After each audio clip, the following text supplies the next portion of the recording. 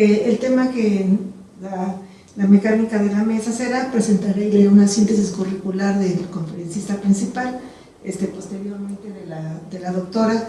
Si alguien tiene interés en alguna pregunta, bueno, pues estarán a sus órdenes.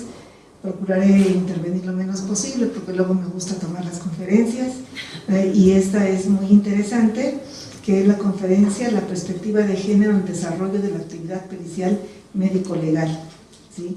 Está a cargo del doctor Roberto Luis María Godoy, quien es abogado y doctor en medicina.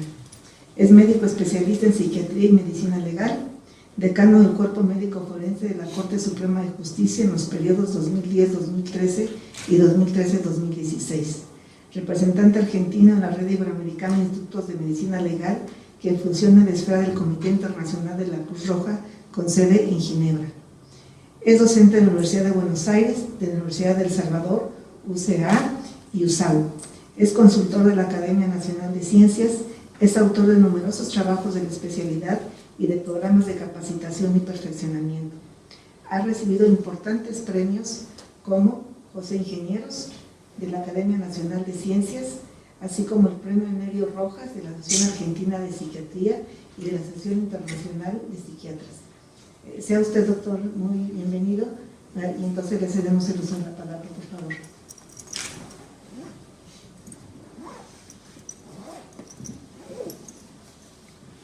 Buenas tardes, muchas gracias, señora magistrada, por el recibimiento. Al contrario, el agradecido soy yo, tanto a la Asociación de Juzgadoras, acostumbrado a llamar Asociación de Mujeres Juezas en la Argentina, me cuesta un poco el uso de la expresión juzgadoras. Con muchísimo gusto he aceptado venir a participar con ustedes en esta actividad académica.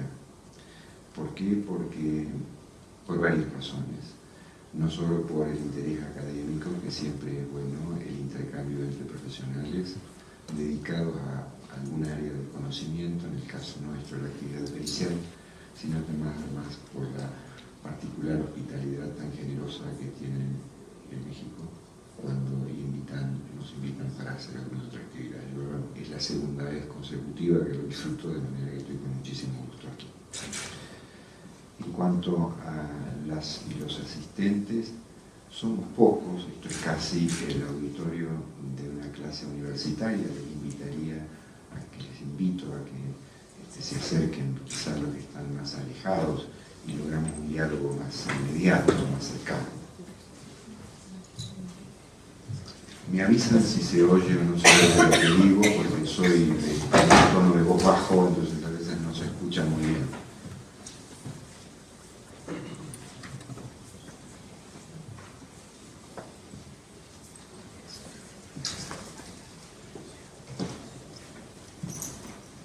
Gracias.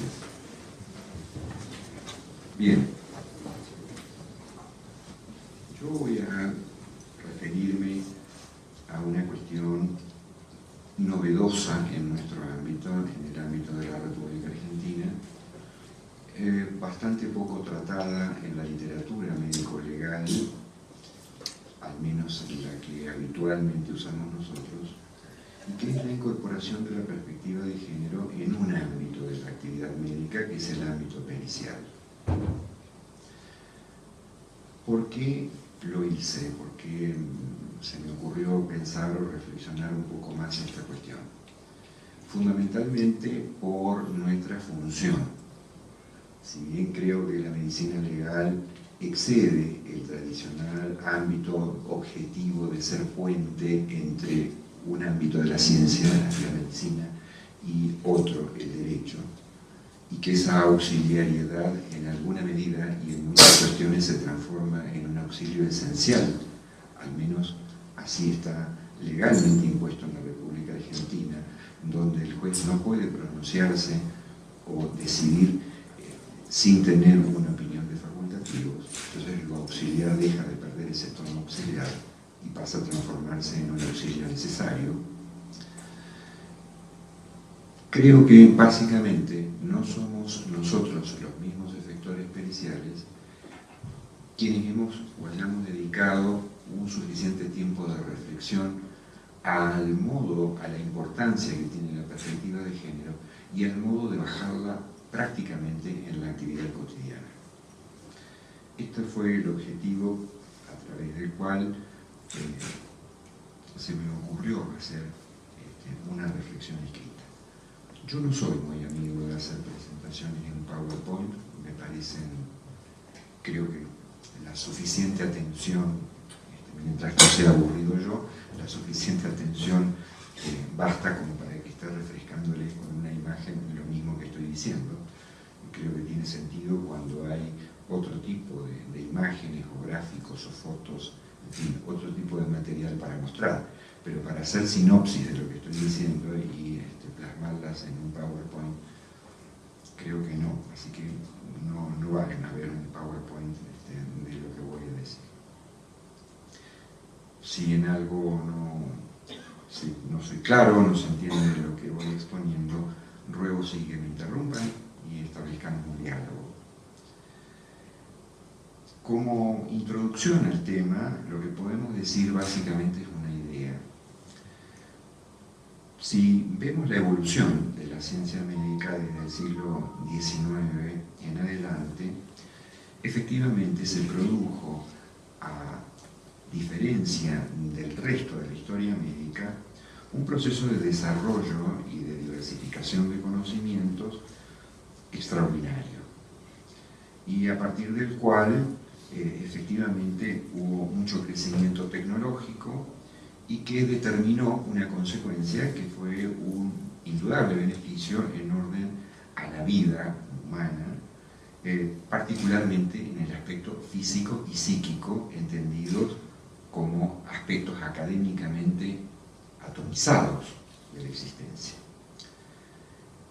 Pero también si miramos un poco más la cuestión, vemos que durante el mismo periodo, ese que va desde la mitad del siglo XIX a la mitad del siglo XX, hubo un deterioro de la dignidad humana, a la cual la ciencia médica no es ajena, y que llega a eclosiones en dos oportunidades, con motivo de las dos guerras, por fracaso de los sistemas políticos y socioeconómicos vigentes, y que produjeron además la necesidad de tener que volver al comienzo.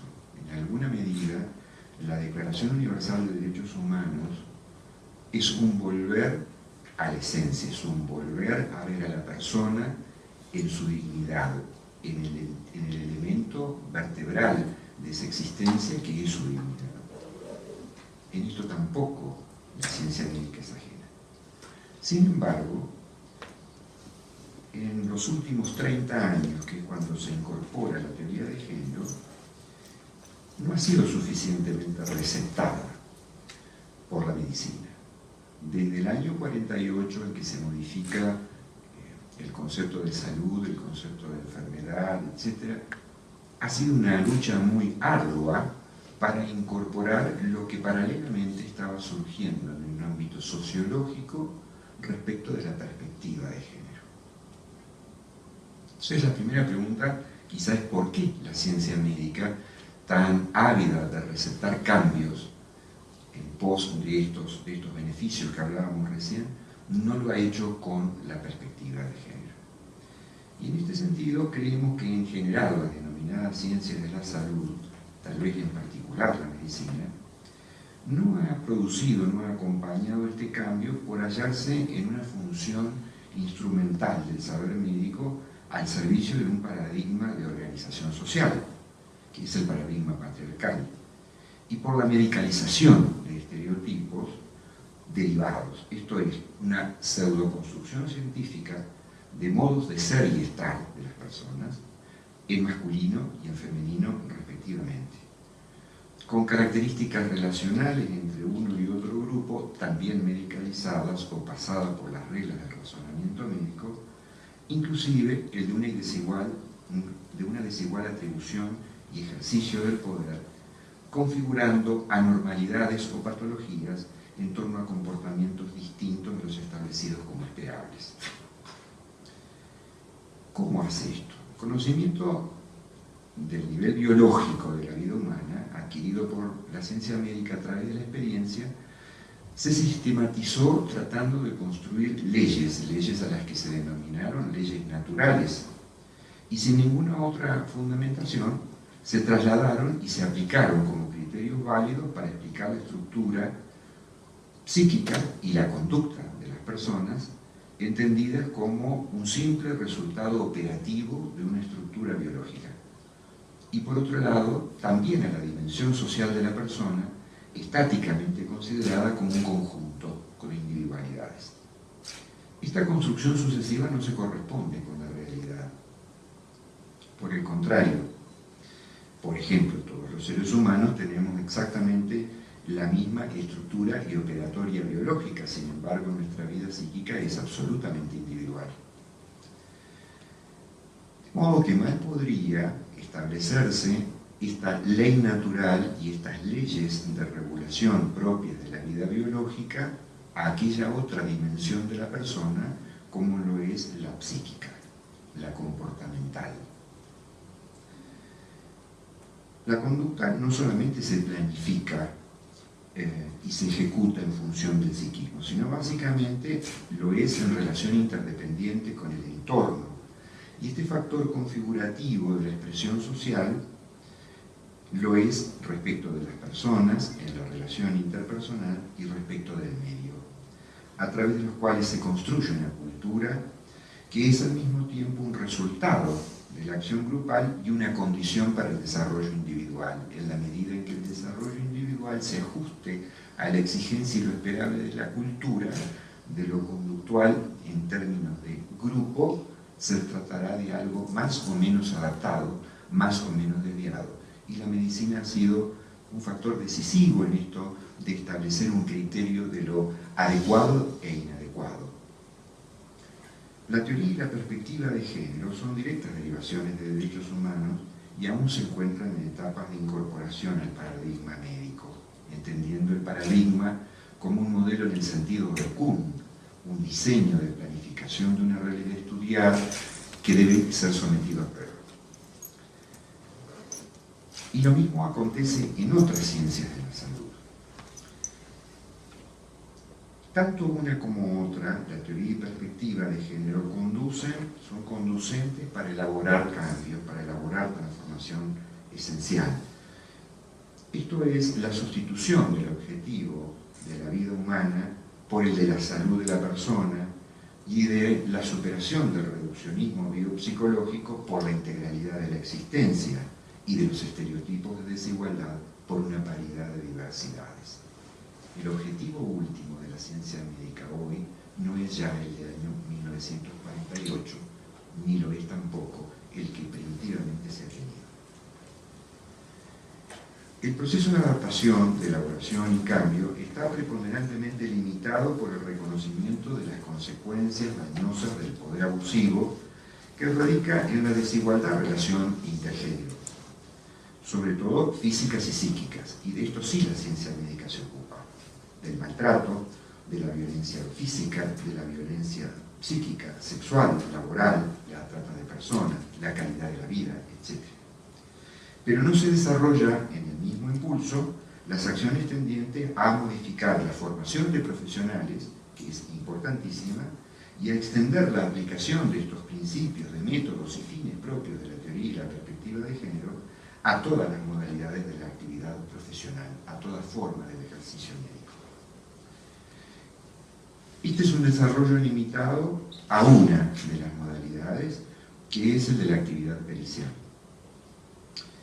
al cual creemos, insisto, que tiene una significativa importancia, donde el cambio aún está pendiente y que esa importancia deviene en la función de contribuir a un modo de reparación del daño, que es el modo establecido a través de las leyes y del sistema judicial. Para eso debemos reflexionar acerca de los fundamentos de la perspectiva de género. Si entendemos a esta como una categoría de análisis esencial para la buena práctica pericial, también deberíamos hacer hincapié en que la razón inmediata justificativa es la concreta realidad de hechos y conductas que constituyen el objeto de la actividad pericial. La actividad pericial, a diferencia de, por ejemplo, como puede ser la actividad asistencial, se ve a la persona y se le incluye desde su nacimiento hasta su muerte. Es un corte transversal de la vida. Y se la ve en cuanto a integridad psicofísica, pero fundamentalmente como integridad psicofísica actora de actos jurídicos, es decir, quien ejerce derechos y quien contrae obligaciones. Y desde ese ámbito vemos la salud o la enfermedad, tanto como de las relaciones que puede establecer con el entorno, tanto entre las personas, las cosas, el medio ambiente. Es un complejo sujeto del derecho con atribuciones y facultades que están ontológicamente protegidas por el derecho. Desde ahí es donde vemos a la persona en el ámbito pericial, no como en el ámbito asistencial. Entonces, la primera causa, en consecuencia, radica en estas características estructurales y dinámicas de la persona, en una unidad que es biológica, psicológica, sociológica y antropológica, y en donde el género configura la existencia calificada e individualizada de esa unidad, y la hace particular, única. Su conocimiento próximo e integral requiere no solo del saber médico-psicológico, sino también del proveniente de otra ciencia natural, social o formal conducente a este fin. Y en cuanto a la causa formal, la actividad pericial supone la intervención de un órgano jurisdiccional y el desarrollo de un procedimiento ajustado a derechos, por ello, garantizador de derechos humanos. En tal sentido, la no consideración del género y de la perspectiva de género, con su ineludible omisión, implica inadecuación a la persona peritada y un demérito en la experticia del opinante y un apartamiento del derecho positivo vigente. Si examinamos nuestros sistemas jurídicos, seguramente el mexicano, como lo es el argentino, está plagado de normas. La cuestión no es esta, sino que la cuestión es que esas normas tengan una concreta aplicación y una concreta vigilancia y garantía de aplicación. Estas observaciones, llevadas a la actividad pericial, independientemente de la especie que se trate, refuerzan la validez cuando se las referencia a las denominadas ciencias de la salud. En nuestro ámbito, el argentino, estas ciencias básicamente son la medicina, la psicología, la odontología forense y la química forense. En estas, vemos que la disciplina que primero utilizó la categoría género para establecer una diferencia con el sexo fue precisamente la psicología desde la vertiente médica de la psicología. Stoller, en una obra de 1968, concluye que la asignación y adquisición de una identidad es más importante que la carga genética, hormonal y biológica. Y con esto establece un primer elemento de reflexión desde el propio ámbito de las ciencias de la salud y que será acompañado luego a tenor de las distintas versiones que desde el ámbito sociológico van apareciendo respecto de la teoría de género. Por otro lado, si reflexionamos a la función pericial en ciencias de la salud respecto de qué consiste, vemos que es el cumplimiento de una o más de las siguientes acciones. O bien verificamos, cuando tenemos una finalidad probatoria o pericial propiamente dicha, esclareciendo una situación contradictoria previa, o bien investigamos, casi con una finalidad declarativa de verdad científica, por ejemplo, determinando la causa de muerte de una persona, o bien asesoramos en forma ilustrativa respecto de conocimientos técnicos. Las tres operaciones poseen dos características comunes: la relación a diversos estados de hecho del organismo humano, ya sean vitales, de salud o enfermedad, o post-mortem por un lado, y por el otro una referencia comparativa a criterios constitutivos de rangos de normalidad, que son estados formales o lógicos. Ambos nexos, el fáctico y el formal, son interdependientes de factores culturales, sociales y económicos. No pueden ser dejados de lado. Los conceptos de salud y enfermedad son imprescindibles del correspondiente a la calidad de vida y a su vez de los múltiples factores que lo integran tanto el sentido objetivo como subjetivo. El bienestar de las personas, expresivo del nivel intelectual, espiritual, físico, ocupacional, social y emocional, hace que la Organización Mundial de la Salud, en un concepto muy amplio y muy complejo, vuelva a redefinirlo recientemente en el año 2008. Y entonces aparezca esta influencia del estado físico y del estado psicológico atravesada por una percepción individual del nivel de independencia de las relaciones sociales. Ya no estamos hablando solo de una buena funcionalidad, de una buena o sana estructura, sino que estamos hablando de una calidad de relación social y estamos hablando de los elementos, cómo se administran, cómo se vinculan y qué disposición, qué accesibilidad tenemos respecto de elementos del entorno que son propios y esenciales para el desarrollo de las personas. La vinculación entonces entre salud, enfermedad y bienestar lleva a nuevas formulaciones, una de las cuales, paradigmáticas, es la Declaración de Adelaida sobre salud en todas las políticas del año 2010. Si lo vemos respecto de la muerte, otro de los hechos biológicos que nos convoca a los peritos con frecuencia, puede señalarse que el hecho biológico de la muerte también es atravesado y excedido por circunstancias culturales, políticas, económicas y sociales, que condicionaron la existencia e inclusive la misma muerte, en su fin traumático o no. Más aún, es en realidad el profesional perito el que investiga y establece en la causa de muerte, develando con la mayor plenitud posible la incidencia concreta que aquellas circunstancias vitales tuvieron en esa existencia. En medicina legal, el carácter necesario del aporte de las ciencias sociales tiene también importantes fundamentos que no pueden olvidarse. En el ámbito teórico y práctico de las ciencias básicas y aplicadas, la tecnología, las ciencias sociales, el arte y las humanidades, el concepto comprensivo extenso elaborado a partir del siglo XIX y según el cual se extiende el saber médico a toda la vida, hoy imposible de aplicarlo con criterio de verdad, por cuanto solo podemos limitarlo al desarrollo científico y tecnológico, pero no en esta sustitución que hoy nos convoca y hace que trabajemos permanentemente en una intersubespecialización de diversas áreas de la medicina legal, en una interdisciplina con integración de la opinión médico-legal junto con otros conocimientos de disciplinas ajenas a la medicina. La individualidad de la opinión técnica, que es medida de validez, de nada sirve que yo asesore a un juez, a un órgano jurisdiccional, a través de términos genéricos, cuando mi deber es restringirme particular y exhaustivamente, con mucho detalle, al caso que precisamente el juez tiene que decidir.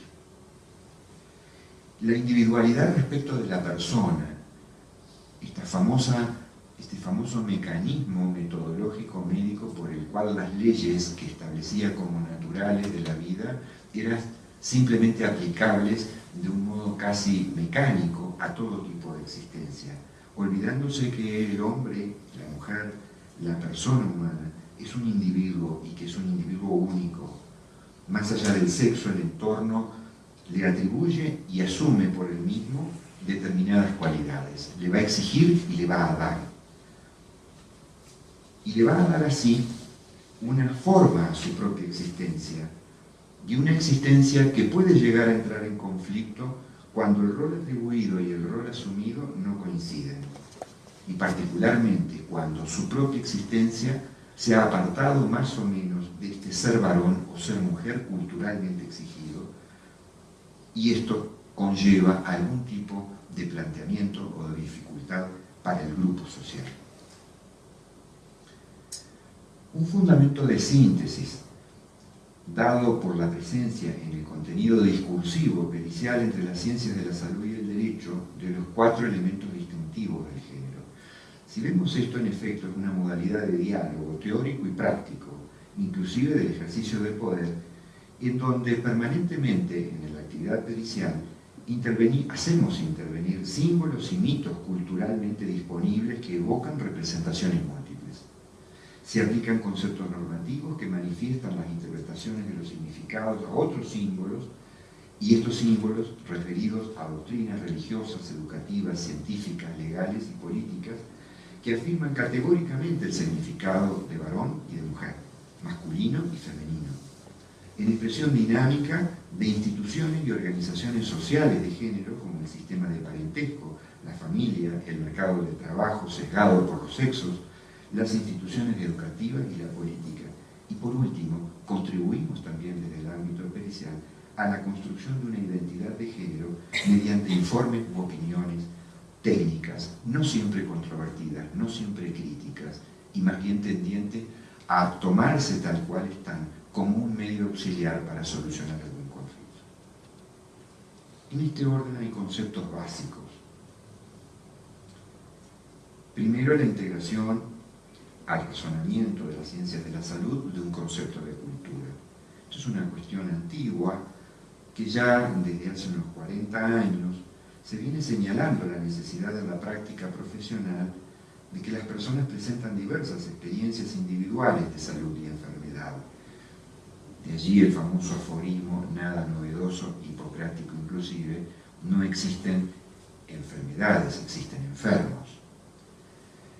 La adhesión y convicción al poder terapéutico, así como el significado mismo de la muerte, que es uno de los hechos convocantes clásicamente de la actividad pericial, no provienen, son todas experiencias que no provienen de diferencias biológicas, sí provienen de diferencias socioculturales. Y si no hay un concepto de cultura incorporado a la actividad médica, mal podrán explicarse estas diferencias socioculturales. Se trata de un conjunto de elementos que median y califican cualquier actividad física o mental, compartido por diferentes miembros de un grupo social y a partir de los cuales las personas construyen estos significados para las acciones e interacciones sociales concretas, temporales, que sustentan formas sociales vigentes, instituciones y modelos operativos. Género y perspectiva de género son efectivamente constructos lógicos en donde la cultura ha imprimido primero una visión de un mundo que permite vincular con pertenencia y dar sentido a los actos humanos e individualizar a las personas. En este efecto, implica una dinámica recíproca entre la influencia comunitaria externa y la individual, que surge como respuesta a la anterior. Nada de esto es ajeno a ese famoso examen que hacemos los peritos respecto del organismo humano y de las capacidades del organismo, particularmente afectiva, intelectiva y volitiva. ¿Cómo podemos aplicarlo en lo concreto? La actividad pericial es siempre, primero, un calificado ejercicio de intersubjetividad. Es considerar, evaluar a otra persona a partir de hechos o situaciones propias y ajenas o de estados y conductas propios con finalidad estimativa de conocimiento. Ello implica que las cualidades que le dirigen el ente humano no son observador dependiente, en todo caso es deber ético y técnico del profesional que lo hace el de velarlos, descubrirlos y reconocerlos. Por lo común tiende a usarse un parámetro inverso. Este vocablo género es una de las primeras cuestiones que el perito debe plantearse respecto de si efectivamente lo va a usar, en qué sentido y cuál es el grado de preparación que tiene para implementarlo dentro de la actividad pericial. La asignación cultural que se imprime a la persona por nacer o recién nacida y desde el momento en que el entorno ha elaborado un determinado estereotipo de cultura y de comportamiento, le imprime a esta persona, por un lado, condicionamientos del desarrollo y por el otro lado, exigencias a cumplir en forma necesaria. Se construye así una categoría explicativa, simbólica, histórico-cultural de hombre y de mujer que los diferencia y lo va a diferenciar además en la atribución de roles y lo que es más preciso aún, en la atribución del ejercicio del poder. reflexionamos mucho sobre la violencia del hombre contra la mujer. También deberíamos reflexionar hoy en día hasta dónde esa violencia no es un atributo culturalmente exigido al varón para mantener su propia identidad de varón. En definitiva, creo que junto a la violencia de género deberíamos reflexionar y plantear respecto de la construcción y deconstrucción de la idea de masculinidad y cómo deberíamos construirla, si como lo hemos hecho hasta hoy, entre una de cuyas funciones está el ejercer la violencia y el ejercicio de la defensa, el ejercicio del poder, arbitrario del poder, o por el contrario, deberíamos culturalmente aprender a construir otro tipo de masculinidad y otro modelo, otro paradigma de masculinidad. Por eso a la hora del tratamiento es muy bueno que tratemos a la víctima de violencia de género, pero es incompleto si no, junto con ello, no nos dedicamos a tratar al agresor, porque en el agresor debemos deconstruir un modelo y un paradigma de masculinidad y sustituirlo por otro.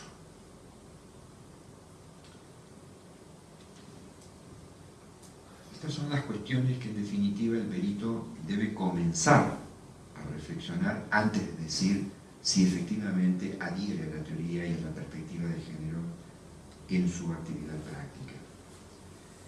Esta incorporación de una categoría analítico-conceptual de género incluye relaciones sociales de diversidad.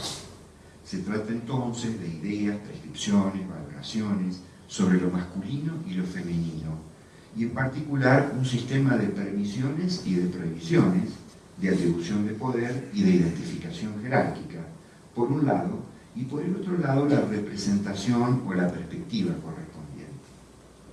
En otros términos, focalizar la observación en las reglas o parámetros de género y en las desigualdades emergentes del establecimiento de ese sistema asimétrico. Si bien es erróneo asimilar perspectiva de género al universal mujeres, es verdad que, en general, cuando hablamos de esta desigualdad y de perspectiva de género, lo estamos haciendo precisamente por la que ejerce el varón en contra de la mujer. No es la única, pero sí abrumadoramente mayoritaria. Debemos reflexionar acerca de ese rol, de la paralela capacidad del pensamiento para volver a incorporar normas y valores que la sociedad impone al modelo correspondiente a cada género y cómo culturalmente vamos desarrollando ese género en el marco de un sistema que mayoritariamente siempre termina siendo dicotómico, hombre o mujer. Cabe señalar en este sentido el incremento en las últimas décadas de lo que apuntaba recién, las investigaciones acerca de la masculinidad y el proceso de su construcción, inclusive desde el mismo paradigma patriarcal. Ustedes disculpen que yo introduzca por ahí una observación cotidiana, pero si yo miro, no sé, si me paro hoy en la calle Hamburgo y Génova, creo no equivocarme mucho, y en la zona de la Recoleta de Buenos Aires, que quizás es la más permisiva en cuanto a la diferenciación de géneros culturalmente apreciables, hay una enorme diferencia en avance, permisión y tolerancia aquí respecto de allá. Sin embargo, tenemos un discurso construido allá, probablemente de un orden mucho más extensivo del que pueda haber aquí. Esto lleva, cuando se observa esta realidad se aplica, y la aplico yo como perito si trabajara aquí, o la aplica la doctora trabajando acá. Hay un divorcio entre la realidad de la norma y la realidad que culturalmente se va construyendo.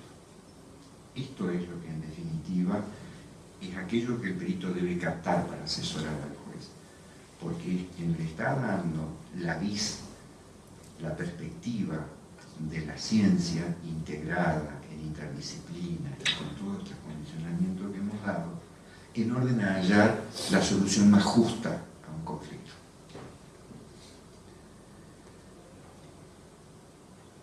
La peculiaridad particular de la paradoja del género está señalada por Bourdieu en el año 2007. Dice: el privilegio masculino no deja de ser una trampa, y encuentra su contrapartida en la tensión y contención permanentes, a veces llevadas al absurdo, que impone en cada hombre el deber de afirmar en cada una de sus circunstancias su virilidad, entendida como capacidad reproductora, sexual y social, pero también como aptitud para el combate y para el ejercicio de la violencia, sobre todo en la venganza, y fundamentalmente como una carga. Todo contribuye así al hacer del ideal imposible una virilidad, de la virilidad, un principio de vulnerabilidad. Y es esta quizá la puerta por la cual debiera introducirse también esta perspectiva de género en cada una de las situaciones de violencia. ¿Cómo podemos evaluar pericialmente con perspectiva de género? No solo se trata de elaborar protocolos, que son muy buenos, pero no agotan el quehacer. La primera consideración en este sentido, respecto de las ciencias de la salud, es incorporar al conjunto de conocimientos teóricos y al procedimiento idóneo para la recolección de datos en función pericial esta perspectiva previa. Como a través de primero una adecuada preparación, es decir, lo propedéutico, el conocimiento previo, los conceptos teóricos fundamentales, los procedimientos operativos específicos adaptados, con una actitud y una visión semiológica de reconocimiento, de clasificación y de interpretación de síntomas y signos a través de criterios, entre los que vale la pena destacar algunos. Primero, esta función de traducir de la medicina legal. Pareciera como que el médico legista es el encargado, como el indio lenguaraz, de simplemente ir transformando un lenguaje en otro, el médico en jurídico o a la inversa. Y esto no es así. Segundo, la interpretación o la integración de estos síntomas y signos. La intervención del profesional está regulada por normas procesales que inciden tanto en el inicio, en el desarrollo y en la conclusión del proceso, y esto debe ser garantizado por su actitud. Lo mismo respecto de los estudios complementarios de diagnóstico que indique que también están sujetos al control del órgano jurisdiccional y de las partes. Es decir, esta perspectiva de género no solamente debe incorporarla el perito, sino además debe ser exigida por el órgano jurisdiccional y por las partes. Si no se la incorpora, es un mal obrar pericial. A estos criterios pueden añadirse otros particulares que coadyuvan esta autonomía de la clínica semiológica pericial: el análisis sagital de la observación, la valoración sistemática de la simulación, la correlación con elementos de juicio de carácter no técnico, previamente incorporados a las actuaciones, etc. ¿Cuál es el punto básico de partida? Como siempre, en toda la actividad médica, la relación profesional y en este caso peritada o peritado. El vínculo entre los dos siempre obedece a alguno de los paradigmas desarrollados de la relación médico-paciente. Entonces, si vemos en este sentido, o si tomamos en este sentido los modelos clásicos, vemos, por ejemplo, que en el modelo de la cuasidíada de Laín Entralgo, el encuentro interpersonal esencialmente afectivo y con un interés común que es interno para la persona, en el caso de la peritada, y externo para la otra, el profesional, perito, profundamente está condicionado por aspectos sociales y culturales de ambos. Tanto el momento cognoscitivo que lo constituye como acto de conocimiento técnico en un contexto concreto, social y cultural, el momento operativo, comprensivo de la escucha, de la exploración, de la prescripción y del obrar terapéutico, sin prescindencia del estado psicosocial de la persona peritada, el momento operativo donde desarrolla la camaradería, la transferencia, la contratransferencia y la amistad con el paciente, y el momento ético dado por las dimensiones ética y religiosa de la persona. Ninguno de los contenidos señalados es posible apartándose de la consideración de las diferencias que emergen del género. En consecuencia, la perspectiva de género es el análisis categorial estructurante del sentido de este vínculo empático, de este vínculo interpersonal dentro del cual Laín Entralgo concibe a la relación médico-paciente. Pero no solamente allí. Si vemos el modelo interactivo,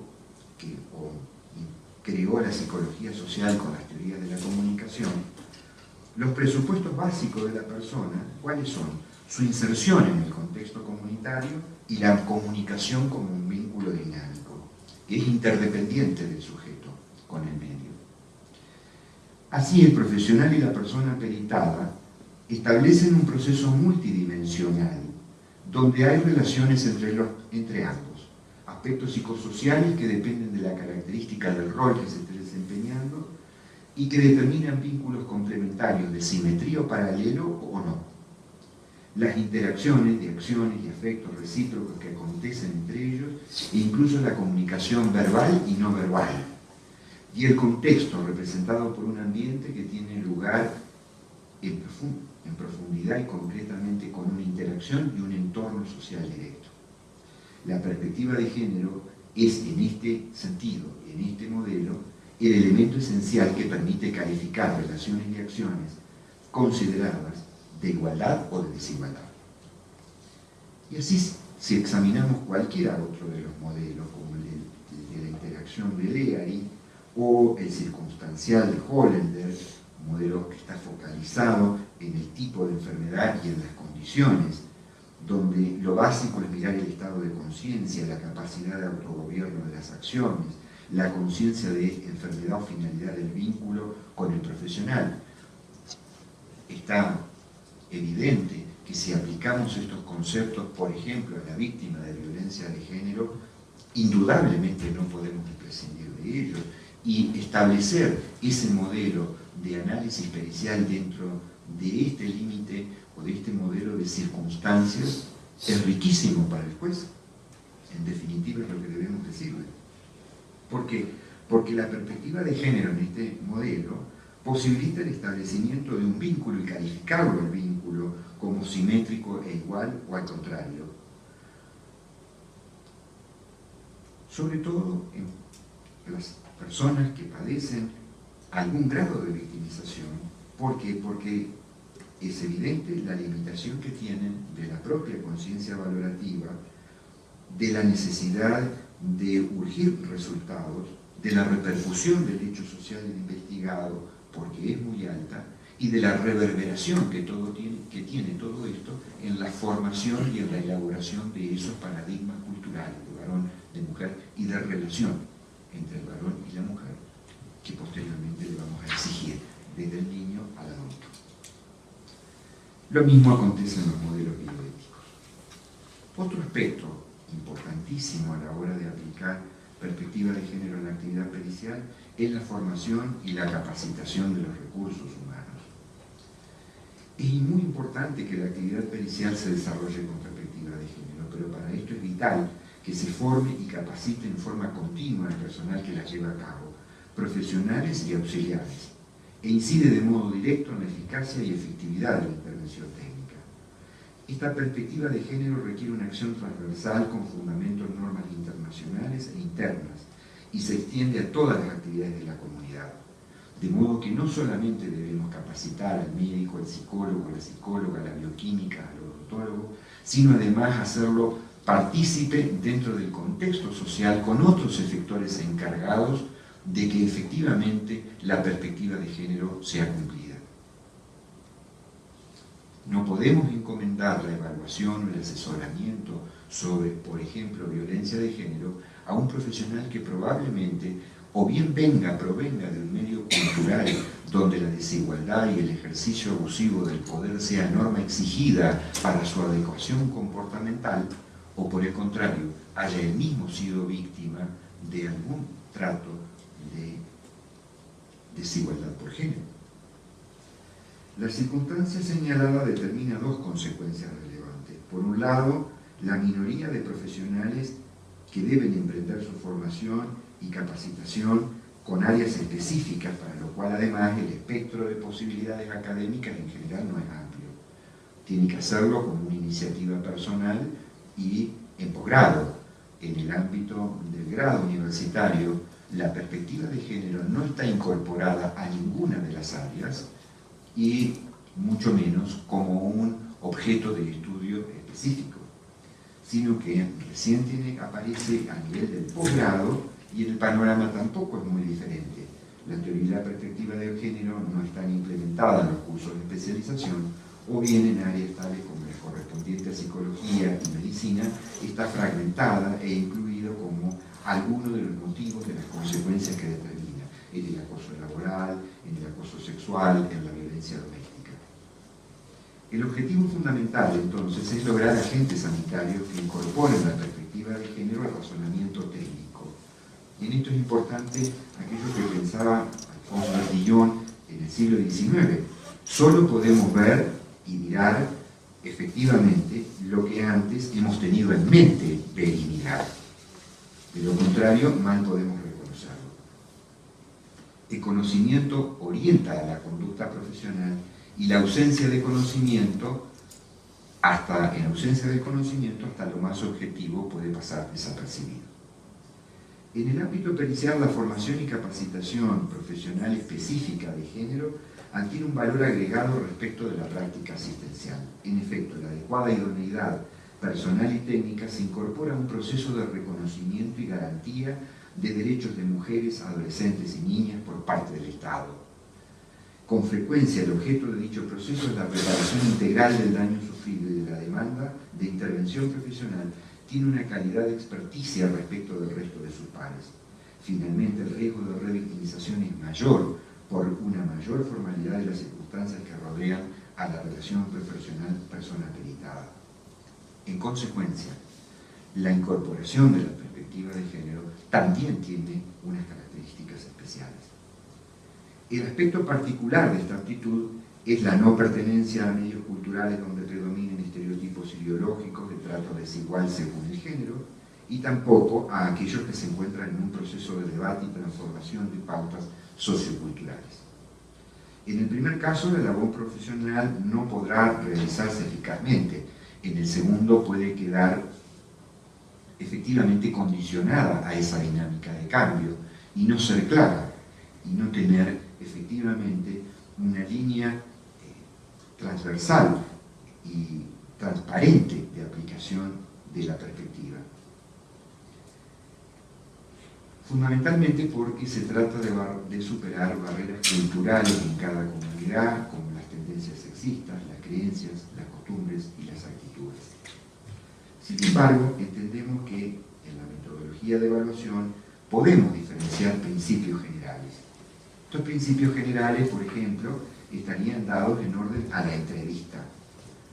Es recomendable siempre que se comience con una entrevista en donde haya acuerdo, haya orden, en cuanto al orden de exploración, de pregunta, de interrogación. Primero porque el acto pericial es un acto procesal y en consecuencia debe estar rodeado de las garantías procesales establecidas, vigentes. Segundo, en el cómo. Lo formular, cómo podemos hacer cuando hacemos la anamnesis, incorporar la perspectiva de género. Estas interrogantes deben formularse en forma conducentes a la resolución de la cuestión pericial, evitando la intromisión en otros aspectos privados de la vida de las personas. Y fundamentalmente lo clásico, las que tienen un sesgo de género. Y entonces no es raro que le preguntemos a la persona: ¿usted habría sido víctima de violencia de género, no? Cuando en realidad estamos interviniendo precisamente porque ha hecho la denuncia. Entonces, con nuestra propia interrogación estamos poniendo en duda la denuncia. O hacer reindagaciones neutras, que es nuestro deber, sin perjuicio, con igualdad de términos. Preguntarle a la mujer: ¿usted afronta los gastos de su casa? Cuando no tiene ninguna incidencia respecto a la victimización o no, si efectivamente ha sido parte de la distribución de roles en el contexto y en el núcleo familiar quien debía cubrir los gastos. O emitir juicios de valor que son falsamente tutelares. Ese trabajo que usted hace es muy pesado para una mujer. Entonces estoy atribuyendo desde mi propia interrogación exigencias de género. O atribuir roles. ¿Cuánto tiempo le demanda la atención de sus hijos? cuando en realidad nada me importa si siquiera atiende a sus hijos, quizá la atribución de roles ha sido otra. Yo desde el ámbito pericial le estoy haciendo una exigencia, y una exigencia que por ser mujer debe ocuparse de sus hijos.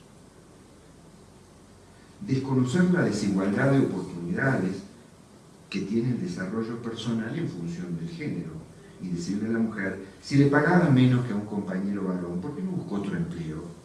Cuando sé perfectamente que no hay una igualdad de oportunidades para el varón y la mujer en la distribución del trabajo.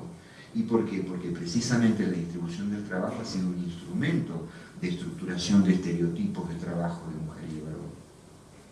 Y de distinción entre trabajos de mujeres no productivos y trabajo de varón siempre productivo. Para de esta manera poder establecer una desigualdad y una desigualdad de poder, de distribución de poder. La revictimización que con tanta frecuencia incurrimos.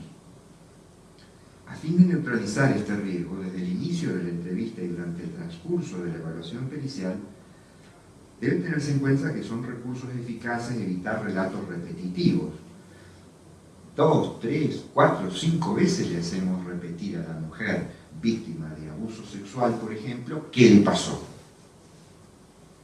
De uno u otro modo, con mayor o menor detalle, pero amparados bajo el paraguas de la investigación pericial o profesional, le hacemos repetir lo que ya nos consta, o porque lo sabemos, porque está actuado, o porque efectivamente podemos leerlo en la historia clínica asistencial o en algún otro instrumento. Sin embargo, ¿por qué lo hacemos? Porque en definitiva lo que estamos poniendo de raíz es una desconfianza del hecho, y entendemos que en la medida en que más veces lo repita, probablemente incurrirá en alguna otra desviación, en alguna otra incorporación de elementos que antes no estaban, y entonces decimos, bueno, en realidad no sé si es tan real el acontecimiento, olvidó tal cosa o agregó tal otra, cuando en realidad estamos haciendo gala de nuestra propia ignorancia en formación científica, porque sabemos que la memoria opera de ese modo y opera normalmente de ese modo. Quizá lo que yo recuerde en este momento, del momento en que llegué y fui recibido por la magistrada, lo haga de un modo distinto a como lo haré dentro de 15 minutos. Me acordaré en uno de la mirada, en otro de las palabras que usó, en otro del gesto o de la postura personal que adoptó, y más tarde me olvidaré de algunas otras cosas.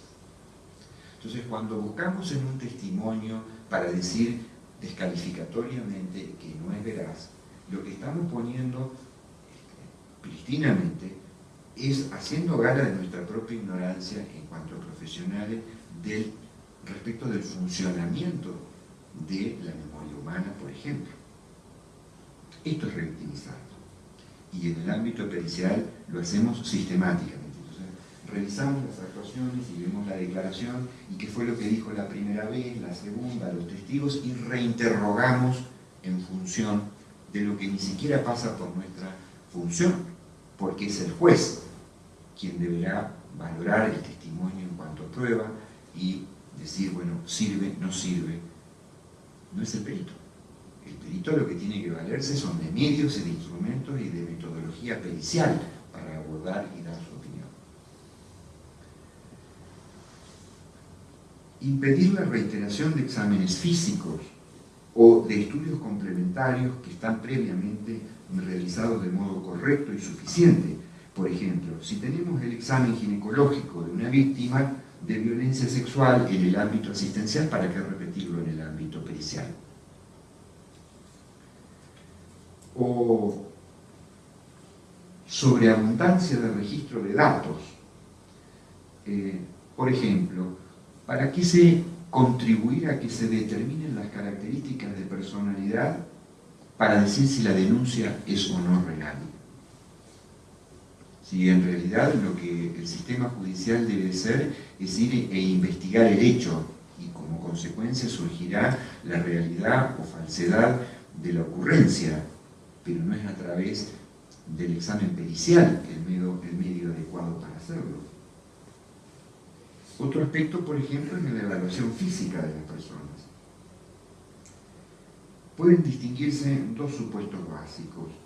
Cuando la peritación se realiza en el marco de un proceso civil, laboral o penal originado en hechos no vinculados a la temática de género, la aplicación de la perspectiva no depende de estos hechos que motivaron el proceso judicial.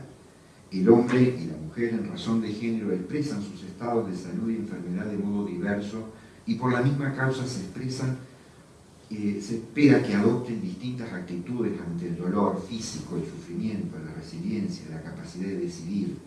En todos los casos de cualidades ajenas a su constitución biológico-sexual, se construyen y se esperan construcciones simplemente culturales, asignadas y aprendidas, asumidas y exigidas como criterios de habitualidad o normalidad de género.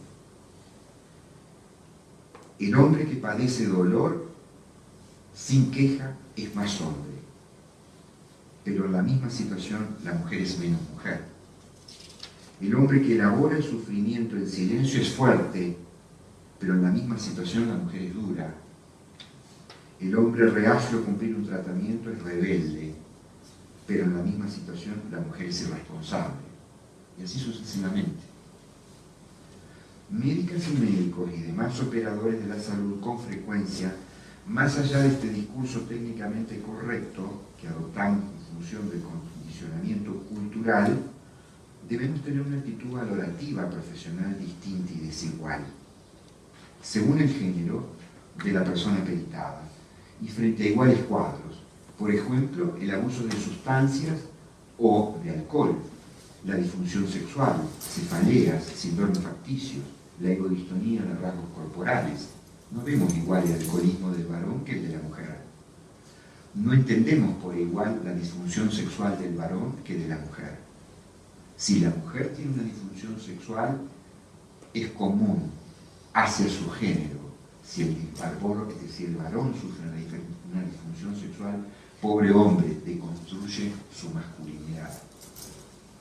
Los síndromes facticios, los falsos, si lo expresa una mujer son esperables, si lo expresa un hombre, en realidad algo dejé de ver, porque la realidad es que no vaya a mentir, sobre todo en el ámbito laboral, por ejemplo, se ve con mucha frecuencia. O en igualdad de las cuestiones periciales a resolver, el maltrato, el acoso laboral, la agresión física y psíquica, la capacidad psicofísica para el desempeño de funciones. Paralelamente, la falta de consideración de la perspectiva de género como categoría analítica incrementa el error de diagnóstico precoz y revictimiza. Es particularmente necesaria frente a la comprobación de síntomas, de signos, de síndromes clínicos disfuncionales, por ejemplo la dismenorrea, cuyo origen debe establecerse, pues con frecuencia son la única expresión semiológica de supuestos de violencia. No lo tenemos presente. La peritación que se desarrolla en el ámbito de un proceso civil, penal o laboral, originado en hechos vinculados a la temática de género, nos remite a otras hipótesis. La realización de evaluaciones integrales completas, comprensivas de exploración de órganos y aparatos, a fin de que puedan detectarse indicios, es un deber que no siempre queda cumplido. Desde el punto de vista técnico es insuficiente, por ejemplo, la descripción, aunque sea minuciosa y correcta, de una lesión traumática sufrida durante un episodio de violencia de género, sin la investigación de otras expresiones clínicas, orgánicas o funcionales, aunque no se las haya solicitado expresamente en el requerimiento judicial. Se trata de un aspecto no exento de controversia. ¿Por qué? Porque muchas veces los órganos jurisdiccionales dicen: yo soy el director del proceso, no le pedí a usted que examine lesiones que usted agrega porque contribuyen a la denuncia en definitiva y me obligan a mí a ampliarla. Si yo le pedí el examen solo de lesiones por golpe, no me diga si hay o no heridas de arma blanca. Si yo no autoricé expresamente el examen genital, ¿por qué usted, a raíz de la anamnesis con la víctima, fue y examinó la región genital o paragenital? Esto no todos los jueces, al menos en Argentina, lo admiten pacíficamente. Ven vulnerada la facultad jurisdiccional de decisión y como director del proceso. Hay recomendaciones críticas en este sentido para el obrar profesional. Todos sabemos que las lesiones se producen por golpe, roce o choque con o contra un objeto. Pero si tengo en el expediente acreditada una denuncia de alguien que fue golpeado con una tabla y veo reflejada la lesión, la tabla, en términos exactamente iguales a la denuncia, entiendo que el perito desarrolla una insuficiente labor cuando se queda solo en el enunciado del mecanismo de producción genérico y no establece una correlación ni con los hechos de la denuncia ni con la posibilidad concreta que se está dando de verificación. ¿Por qué? Porque de este modo, al quedarse solo en lo genérico, lo que hace en realidad es sembrar dudas respecto a la denuncia. La referencia inmediata del razonamiento pericial es a la totalidad de las constancias que tiene, de modo que el tenerlas en cuenta no es mala práctica, por el contrario, lo es no tenerlas en cuenta. El nexo de causalidad que debe establecer en la actividad pericial también es una razonabilidad contingente, porque muchas veces los colegas dicen yo no puedo necesariamente establecer que esa misma lesión, aun cuando reproduzca al objeto que se empleó para agredir, sea efectivamente usada por ese señor, si no es mi deber decirlo, ni explorarlo, ni investigarlo, ni determinarlo, eso le corresponde al juez. Mi deber es decir si esa lesión que yo estoy viendo efectivamente puede o no tener correspondencia con los otros elementos de juicio que obran en el expediente. Creo que se incrementa la vulnerabilidad del informe pericial haciéndolo pasible de impugnación, pedido de explicaciones y ampliación con un eventual reproche de carácter de mala práctica profesional y origen de responsabilidad cuando estas básicas consideraciones de perspectiva de género no están incorporadas al orar técnico. Ni hablar de la evaluación psiquiátrica. El instrumento técnico fundamental de una evaluación psiquiátrica es la entrevista, es la palabra, la psiquiatría muda no existe. Y en el ámbito pericial predomina generalmente la modalidad semidirigida de la evaluación y le son aplicables todos estos recaudos que se hemos señalado con anterioridad, los de la entrevista, los de la anamnesis y el fin de la revictimización, evitar la revictimización. Quizá la particularidad y la importancia de la perspectiva de género en el ámbito psiquiátrico radica en que la evaluación psiquiátrica forense, tanto como la psicológica, consiste en la actividad destinada a conocer el conjunto de valores, creencias y motivos determinantes de una conducta. Estas características dinámicas de procesamiento intelectivo, afectivo y volitivo, estos elementos constitutivos de la personalidad de base, de la estructuración de la existencia en un contexto histórico y cultural determinado e individual. Este es el modo más próximo de reconocimiento del ente otro u otra como ser, como un modo de ser o estar, del ser en sí y para sí, tanto y desde el entorno. Mucho más enfáticamente que en el ámbito asistencial, se centra en los vínculos interrelacionales, sus características de origen, desarrollo y evaluados desde una concreta circunstancia global existencial de la persona peritada. Es más, tanto que toda una corriente psiquiátrica doctrinaria en realidad dice que la enfermedad mental es la medida de cuánto molesta la conducta del enfermo en el entorno y no del padecimiento que tiene, porque efectivamente cuanto más psicótico está, menos conciencia de la enfermedad tiene y menos sufrimiento tiene. Acorde a lo expuesto, no es posible arribar al diagnóstico psiquiátrico forense prescindiendo de la perspectiva de género, independientemente de los hechos que motivan las actuaciones judiciales y del rol procesal de la persona examinada. La comprobación de enfermedad agudo-crónica, neurótico-psicótica, el modelo que establezcamos de vínculo respecto de esos modelos de relación médico-paciente que hablábamos con anterioridad es muy importante, porque una variación en el modelo lleva a una variación en el resultado del informe. Y así, tanto el acto como el método de conocimiento en materia psiquiátrico-forense se realiza y aplica de un modo distinto al de la medicina, donde el contenido subjetivo, más precisamente intersubjetivo, es mayor y es determinativo, la objetividad es más relativa y la historicidad de sus categorías, los rangos de normalidad y enfermedad, son muchísimo más dinámicos. Muchas de las conductas que hace 10 años catalogábamos como enfermas, hoy sabemos que son variaciones tolerables, aceptables, de modos de ser y estar en el mundo. Algo similar acontece con el juicio de valor clínico, que en definitiva es establecido en función de pautas culturales predominantes acerca de variables manifestaciones del psiquismo en un medio social concreto y determinado. ¿Qué es la perspectiva de género, entonces, en este aspecto? Es un eje que atraviesa el acto médico-psiquiátrico, más aún el pericial, desde el inicio y hasta en el lenguaje con el que se manifiesta su resultado. Todas las entidades clínicas que reconocen su causa en la desigualdad de género conllevan en diverso grado un componente psicopsiquiátrico. La identificación y detección precoz de dicho cuadro fenoménico no escapa a la actividad pericial, sino que por el contrario debe tenerse presente como una categoría diagnóstica frecuente porque muchas veces es prioritaria. En cuanto a los estudios complementarios, la perspectiva de género es aplicable también a estos estudios complementarios.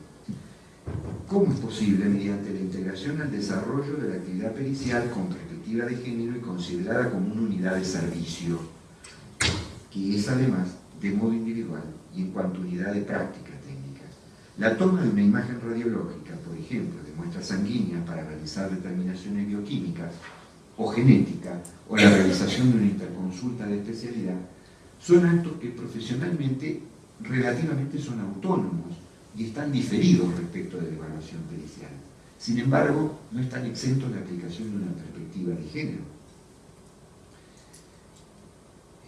Debemos en este sentido tener disponibilidad, por ejemplo, de recursos y garantizarle a la mujer su derecho a exigir que la práctica técnica no sea realizada por un hombre. Porque exigirle a una mujer violada que sea examinada por un ginecólogo es revictimizarla. No permitirle acompañamiento frente a la extracción de sangre o de una muestra o de una placa radiográfica también es revictimizarla. O la estandarización de resultados con perspectiva de género. Es clásico que tenemos estandarización de fracturas indiciarias de maltrato en niños, pero no en mujeres, que sabemos perfectamente que por localización y frecuencia de ese tipo de fractura, en general se dan en el contexto de una situación de violencia de género. Sin embargo, no llegamos hasta allí, nos detenemos antes. Ni hablar en las evaluaciones psicológicas. ¿Por qué? Porque este ámbito incorpora la perspectiva desde el momento en el que se define el para qué de la evaluación, el qué y el cómo se va a evaluar. La administración de técnicas psicométricas o proyectivas habitualmente utilizadas en materia pericial consiste en encuestas, inventarios y test que no siempre incluyen la perspectiva de género. Son instrumentos que en general están diseñados en otras culturas, en otros ámbitos y no estandarizados en nuestros propios medios culturales. Suele observarse el uso de pruebas y técnicas especialmente diseñadas, sí, en España. No obstante, esa condición no atenúa la exigencia de requisitos dependientes del medio cultural, ni tampoco de un saber usarlas adecuadamente. Entonces, el informe pericial no basta con que diga que se usó una escala de investigación de violencia de Echeburúa y que es de 2012, porque ni siquiera sabemos si quien la usó con la formación suficiente que Echeburúa puso, ni con los condicionamientos culturales con los que elaboró la tabla. ¿Por qué? Porque no estaban estandarizados en cada uno de nuestros medios. Llevo como una hora, voy a hablar brevemente del tema de las autopsias. La asociación entre perspectiva de género y autopsias remite al delito de femicidio. ¿Y en esto qué nos hemos preocupado? Nos hemos preocupado por elaborar protocolos que en realidad son de investigación del femicidio. Y si bien tienen un capítulo dedicado a la autopsia, no nos hemos puesto a reflexionar efectivamente cómo incorporar la perspectiva de género a la autopsia. El resto del protocolo lo cumple el fiscal, el juez, etc., o el experto criminalista, pero no lo cumple el perito. Y en cuanto a las autopsias, es poco lo que hemos dedicado a hacer. Quizá uno de los más nuevos, el que se ha elaborado para la República de El Salvador en el año 2012, es muy breve en realidad lo que trae respecto de indicación para las autopsias. La Organización de Naciones Unidas en el 2012 elabora este protocolo que hoy conocemos como el más reciente en materia de femicidio. Sin embargo, establece patrones que creo que deben ser recogidos para cada uno de los protocolos que a futuro se diseñen.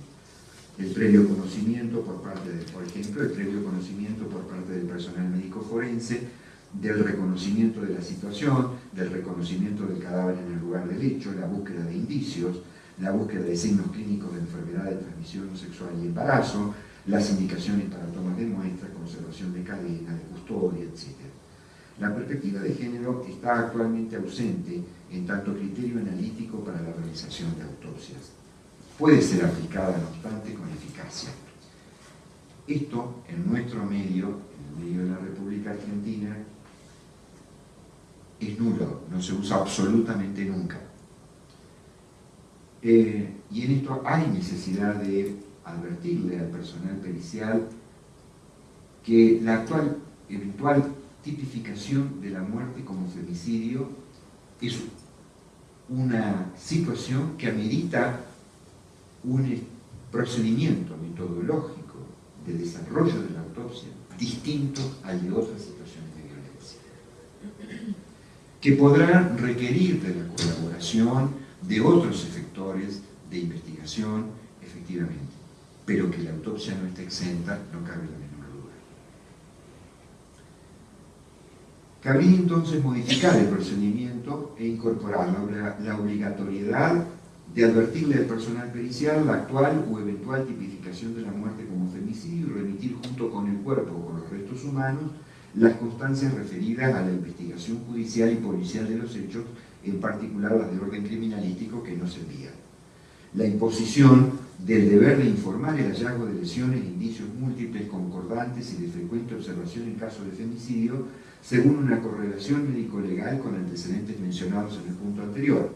Y por último, sigue la elaboración de un protocolo de autopsia especial aplicable en los casos previstos en el primer inciso, que implemente la intervención de los profesionales forenses y especialistas en áreas médicas que a criterio de quien tiene a su cargo la realización de la autopsia sean necesarios para el mayor esclarecimiento médico-legal del caso. Entonces, no es el tanatólogo que es cirujano de especialidad quien tiene que hacer el examen ginecológico de una autopsia, sino un ginecólogo. Y esto no es así porque sea bueno, sino que además de ser bueno, es un deber legal. La perspectiva de género está legalmente impuesta por el derecho vigente. Entonces, no cumplirla es simplemente obrar de modo ilegal. Creo que además la perspectiva de género tiene que incorporarse al ámbito pericial por cuanto nosotros desarrollamos un servicio y una función pública. Y en tanto servicio y función pública debemos garantizarla de adecuados niveles de eficiencia y de eficacia. El obrar formal del perito, por el simple hecho de decir se ha cumplido la actividad pericial, es el peor de todos. Y es el peor de todos los servicios y es la peor de todas las funciones que nada menos proviene del Estado. Porque las consecuencias que acarrea ese análisis son de una larga conversación. No solo estamos brindando un mal servicio, sino que además estamos dando una mala función del Estado garantizadora, no solo de la investigación del hecho, sino de la reparación de consecuencias, etcétera, etcétera, etcétera. Es frecuente el hallazgo de noticias y cifras estadísticas demostrativas de que, por ejemplo, hay una diversa asignación de oportunidades para la mujer. Si yo miro como servicio y como función a la actividad pericial y le aplico una perspectiva de género, también observo una enorme discordancia.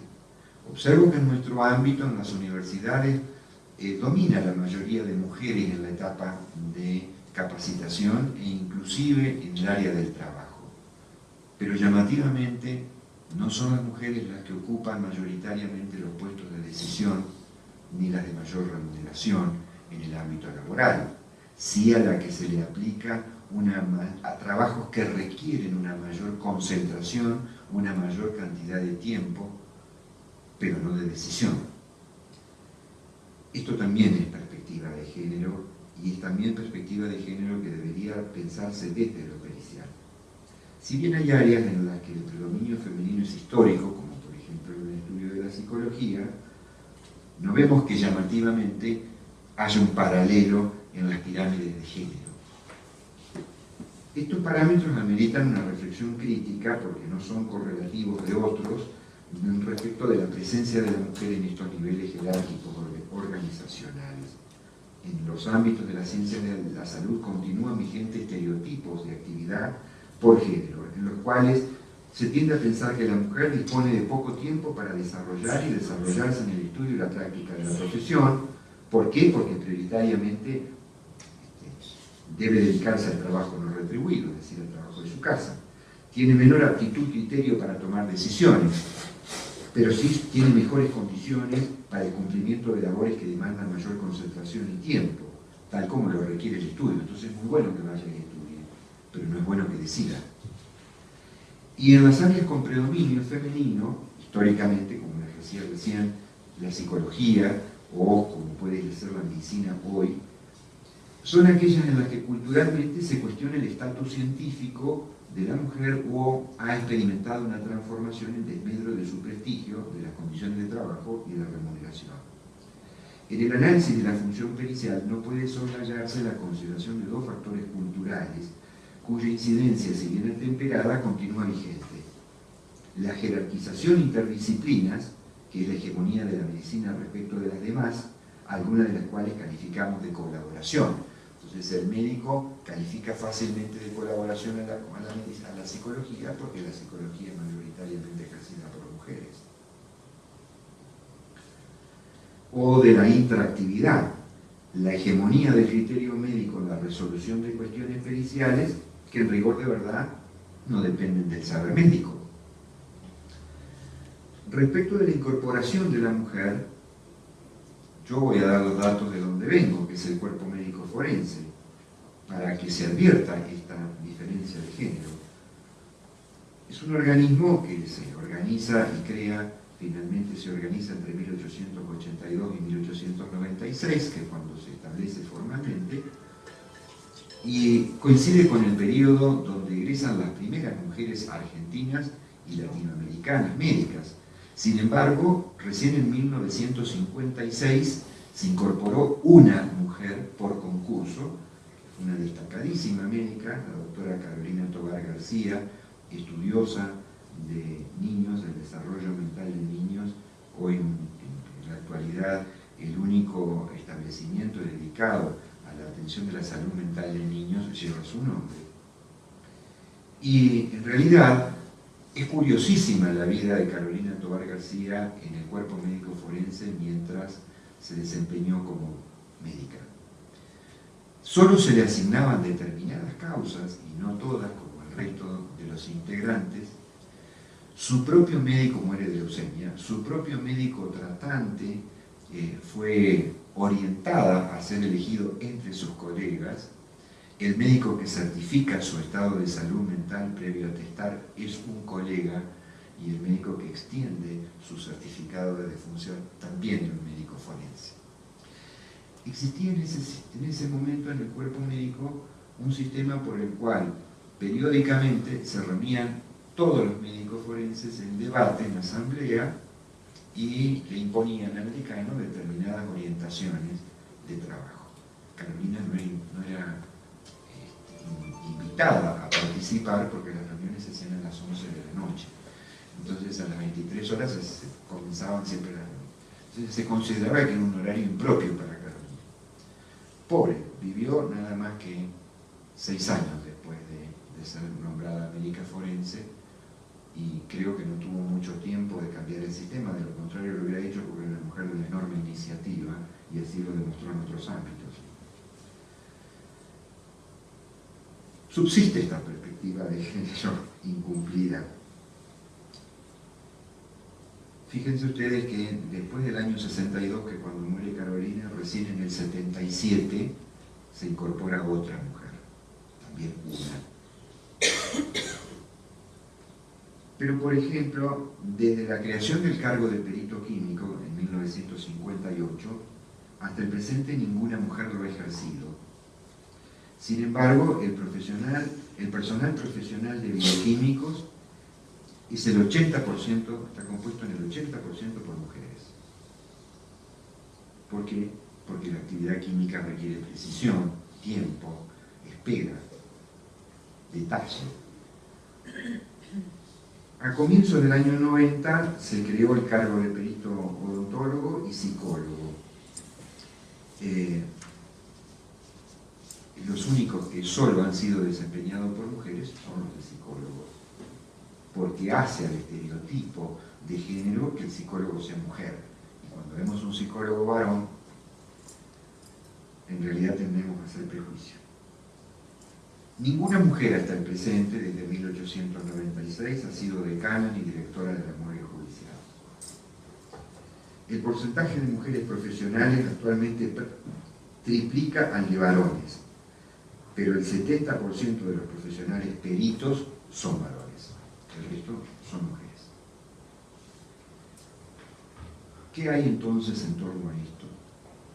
La perspectiva de género en la actividad pericial no solo se trata de la construcción o de la aplicación de una categoría de análisis a un obrar. Es un deber de imposición que va desde el conocimiento profundo de normas, desde la adecuada formación y capacitación del recurso humano que va a trabajar pericialmente, desde la implementación de una estructura y de un servicio respetuoso de la perspectiva de género, hasta la aplicación de procedimientos o el diseño, si no existe, como en el caso de los protocolos de autopsia, de métodos y procedimientos que efectivamente nos lleven a revisar con criterio y con espíritu crítico esta forma y este análisis de categoría que hace a la diferencia varón-mujer, a la aceptación y a la reflexión del rol y a la distribución igual del poder y de las posibilidades del rol. Si no tenemos en cuenta todo esto, mal vamos a poder hacer una adecuada información o un adecuado informe técnico pericial. En definitiva, somos esa otra voz que el juez necesita para juzgar, para decidir, que por provenir de un conocimiento técnico al cual le es ajeno, no puede obviar, y que entonces su auxiliaridad es relativa, que es uno de los procedimientos de reparación a través de los cuales el órgano jurisdiccional tiende a implementar la norma ya existente e impuesta respecto de la igualdad de género y de la perspectiva de género. Entonces, todos estos son aspectos que entiendo deben ser pensados críticamente todas las veces que se pueda, en forma interdisciplinaria y con una actitud proactiva de crítica y superación. En caso contrario, la perspectiva de género seguirá siendo una declamación de normas vigentes, administrativas o legales, pero no será nunca una garantía de aplicación concreta dentro del ámbito judicial, que es en el que se desarrolla el delito. Disculpen la extensión, escucho preguntas o inquietudes.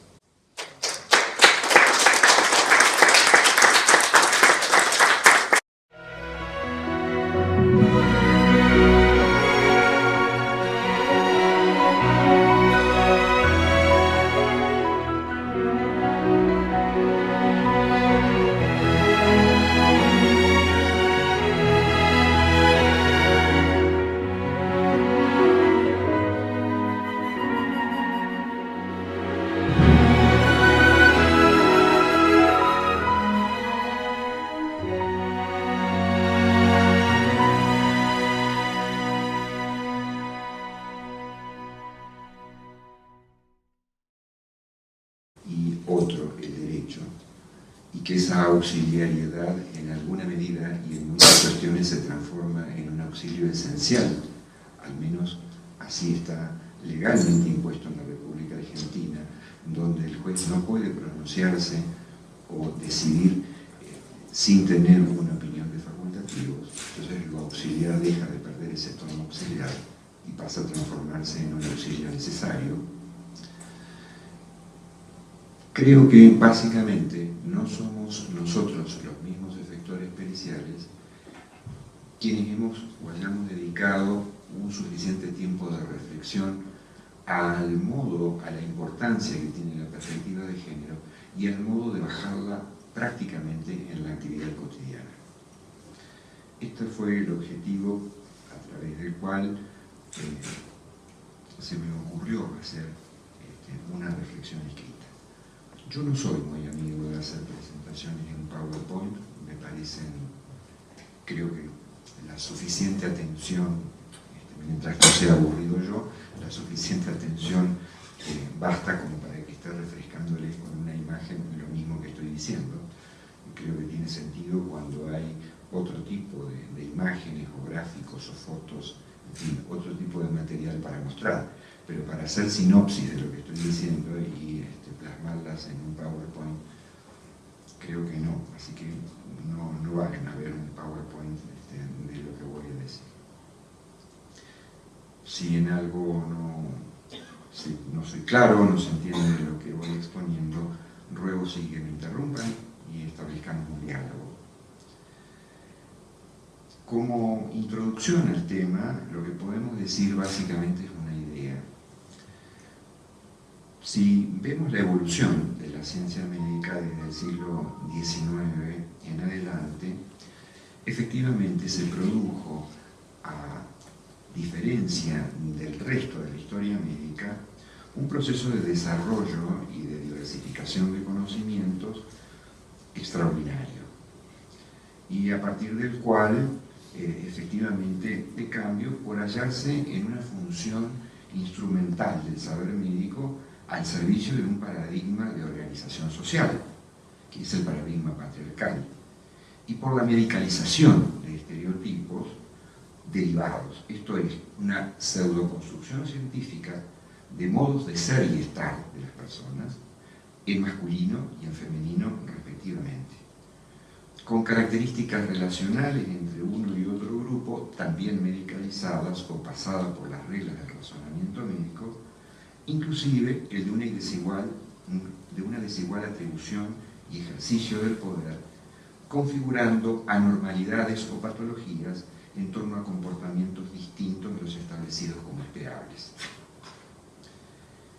¿Cómo hace esto? Conocimiento del nivel biológico de la vida humana, adquirido por la ciencia médica a través de la experiencia, se sistematizó tratando de construir leyes a las que se denominaron leyes naturales, y sin ninguna otra fundamentación se trasladaron y se aplicaron como criterios válidos para explicar la estructura psíquica y la conducta de las personas, entendidas como un simple resultado operativo de una estructura biológica. Y por otro lado, también a la dimensión social de la persona, estáticamente considerada como un conjunto con individualidades. Esta construcción sucesiva no se corresponde con la realidad. Por el contrario, por ejemplo, todos los seres humanos tenemos exactamente la misma estructura y operatoria biológica, sin embargo nuestra vida psíquica es absolutamente individual.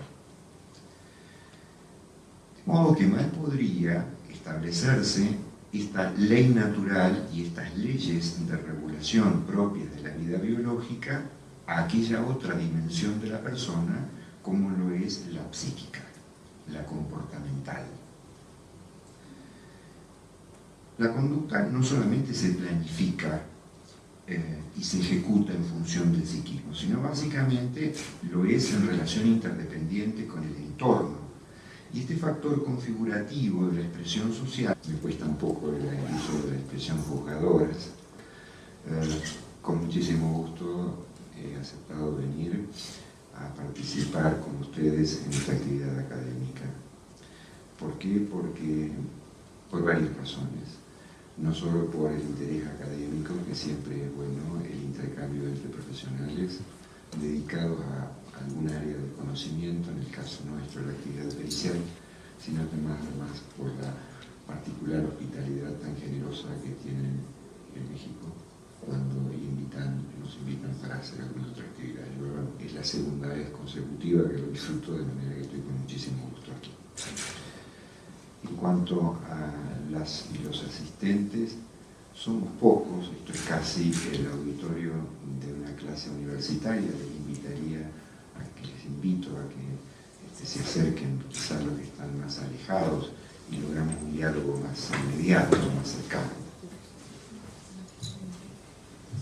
Me avisan si se oye o no se oye lo que digo, porque soy de tono de voz bajo, entonces a veces no se escucha muy bien.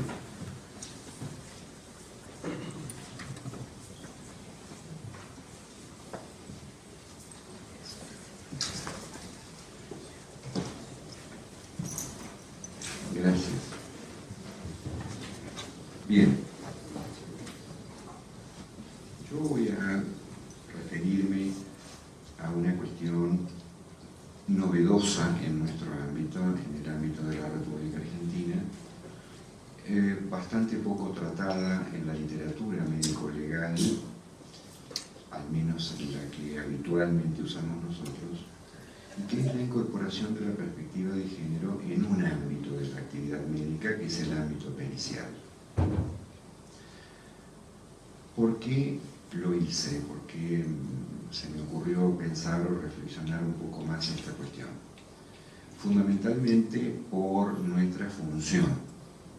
Si bien creo que la medicina legal excede el tradicional ámbito objetivo de ser puente entre un ámbito de la ciencia, la medicina,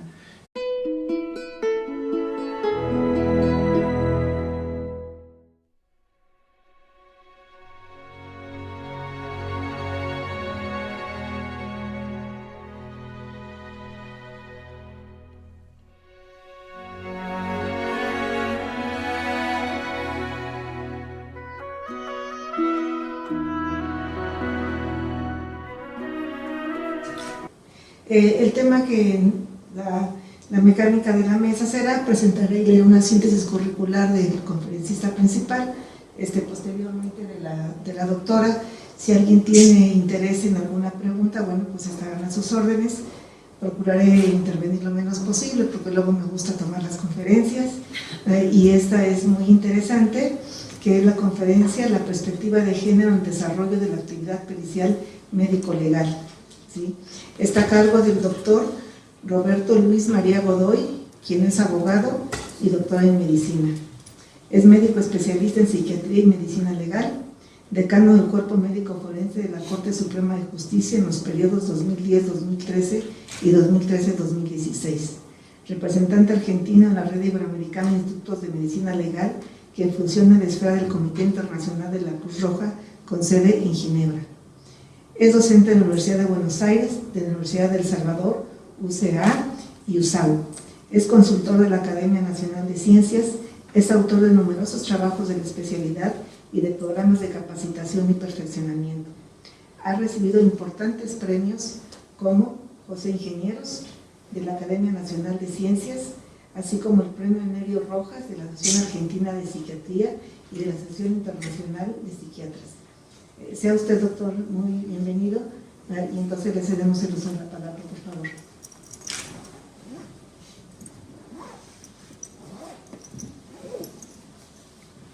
Buenas tardes. Muchas gracias, señora magistrada, por el recibimiento.